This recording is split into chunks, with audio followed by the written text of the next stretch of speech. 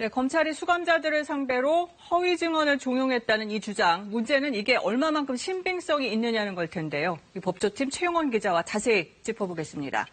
최 기자, 당시 한만호 씨 진술번복과 관련해서 H씨가 검찰 조사를 받은 적이 있습니까? 그것부터 확인해야 될 것 같은데요. 일단 H씨가 검찰에 가서 관련 조사를 받은 건 사실입니다. 네. 그리고 검찰 역시 한만호 씨의 진술 번복 경위를 확인하기 위해서 H씨를 조사한 사실도 인정했습니다. 네. 문제는 사전에 법정 증언 짜맞추기 시도가 있었느냐 여부인데요. 이거는 판단이 쉽지 않습니다.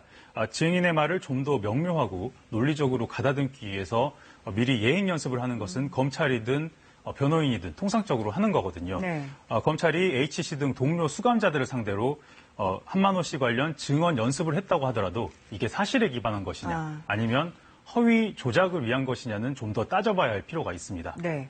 검찰이 당시 동료 수감자들까지 조사를 해가면서 한만호 씨 법정 증언을 뒤집으려 했던 걸로 보이는데 이건 어떻습니까?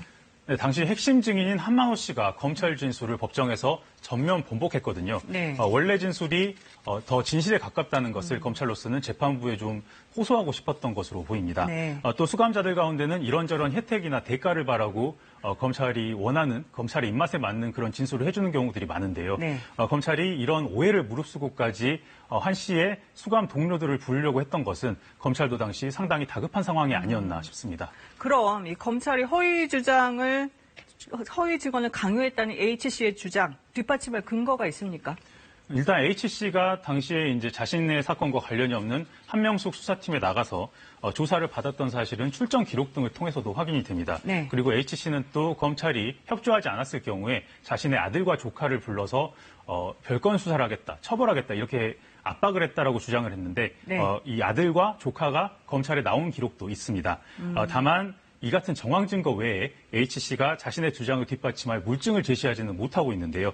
여기에 검찰은 H씨가 특경법상 횡령과 사기 등의 혐의로 20년형 이상을 선고받은 사람이라면서 네. 진술의 신빙성에 의문을 제기하고 있습니다. 그러니까 검찰과 H씨 양측이 지금 진실 공방하는 모양새인데, 근데 검찰이 허위 증언을 강요했다는 주장까지 나오면서 일부에서는 한명숙 전 총리 사건 전반을 재조사해야 할 필요가 있는 거 아니냐 이런 주장도 하더라고요. 앞서 저희가 한번 보도를 해드렸는데 수사참여검사 등이 직무와 관련해서 유죄가 확정된다면은 대법원 확정 판결이라도 재심을 할 수는 있습니다. 네. 만약 H씨 주장이 사실이고 재조사를 통해서 법원 판결이 난다면 바로 이 경우에 해당하는데요. 네. 다만 H씨는 실제로 법정에 나가 진술한 사람이 아닌 만큼 당시 H씨와 함께 검찰에서 조사를 받았고 또 법정까지 나아가서 관련 증언을 했던 최 씨나 김 씨 등에 대해서 추가로 또 검증해 볼 필요는 있을 것 같습니다. 네, 최원 기자 잘 들었습니다.